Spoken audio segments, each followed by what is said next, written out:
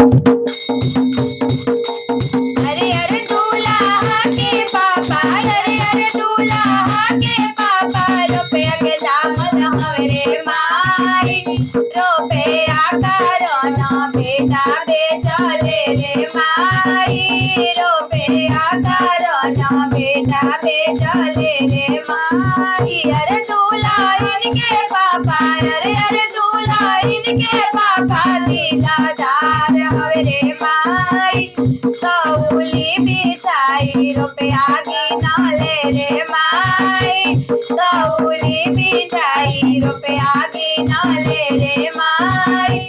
अरे अरे दूल्हा के चाचा, अरे अरे दूल्हा के चाचा, रुपया के झामल हवे रे माई, रुपया करोना बेटा बेचले रे माई, रुपया करोना बेटा बेचले रे माई।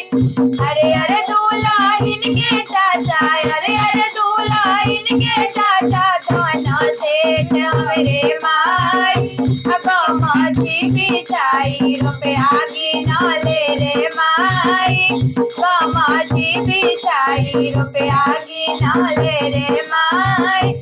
अरे अरे दूल्हा के भैया, अरे अरे दूल्हा के भैया, भिखार हवे रे माई, रुपया करोना भाई बेचले रे माई, रुपया करोना भाई बेचले रे माई। अरे दूल्हा इनके भैया, अरे अरे दूल्हा इनके भैया, इंसा फेक्टर हवे रे माई, तौली बिछाई रुपया गिनले रे माई, तौली बिछा के